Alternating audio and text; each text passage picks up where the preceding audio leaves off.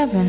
আমার অফিস তো সকাল 10টায়। নতুন বিয়ে করেছি তো, এই জন্য লাঞ্চের পরে যাচ্ছি। কেন, কিছু বলবা? আপনার ফোনটা একটু দেন, মায়ের সাথে কথা বলতাম। দাঁড়াও, এখানে দাঁড়িয়ে কথা বলো।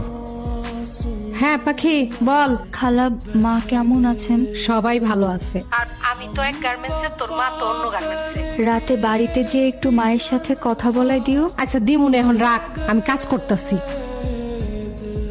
ঠিক আছে, আমি গেলাম। অফিস থেকে আসতে এত দেরি হলো যে? জরুরি মিটিং ছিল। কেন, কিছু বলবা? হ্যাঁ, আপনার ফোনটা একটু দেন না। মার সঙ্গে কথা বলবা? হ্যাঁ, সত্যি মায়ের সাথে কথা বলবো। হ্যালো, কেমন আছো মা? আল্লাহর রহমতে ভালো আছি। আর পরিও ভালো আছে, ঘুমাইতেছে। মা কে কাচ্ছে? কই কেউ না তো, তোরে বললাম না পরি ঘুমাইতেছে। আমি রাখি, ওর কাছে যাই। আমি বাড়ি যাব। কেন এত রাতে কেন? মায়ের কাছে যাব। কালকে সকালে আমি নিজে নিয়ে যাব। থাক, তবে কালকে যাব না। পাখি তুই? পরি কোথায়? জামাই বাবা আপনি?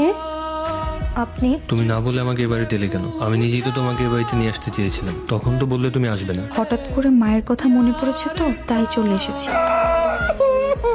আপনি বসেন না, আমি এক্ষুনি আসছি। না, আমিও যাই, মার সাথে দেখা করি। তোর মা তো বাসায় নাই। ও, মা বাসায় নেই, চলেন আমরা অন্য একদিন আসবো। ফোনটা দেন, মায়ের সাথে কথা বলবো। মা, আমি আর সহ্য করতে পারছি না। পরি কই মা? আমার পরীকে চাই। আরে চুপ কর, জামাই শুনলে সংসারে অশান্তি হইব। আমার সংসার চাই না মা, আমার পরীকে চাই। পাগলামি করিস না পাখি, মাথাটা ঠান্ডা কর। আমি কালকা পরিরে নিয়ে পার্কের কাছে আসবো সকাল 9টায়। তুই আয়।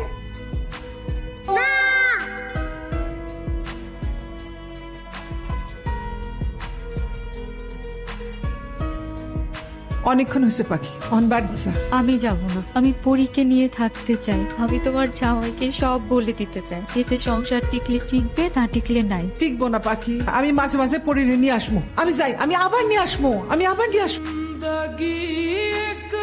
ঘুমাচ্ছিলে? না। আমি আসছি এটাও তো টের পাওনি। তোমার তো ফোনটা অনেক ইম্পর্টেন্ট, তাই না? এই নাও ফোন ধরো। কাকে ফোন দেবে, ফোন দিয়ে কথা বলো। কথা বলা শেষ করে ড্রয়িং রুমে আসো।